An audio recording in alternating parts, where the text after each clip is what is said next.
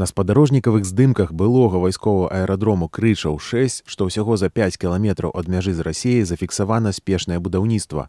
Новыя будынкі, адноўленая чыгунка, вайсковая інфраструктура узведзеныя прыкладна за 3 месяцы. Дзеля гэтага знеслі прыватнае прадпрыемства, якое працавала там некалькі гадоў. Свабода супаставіла гэтыя здымкі з афіцыйным відэа Міністэрства абароны і высветліла, кадры маглі быць знятыя менавіта там.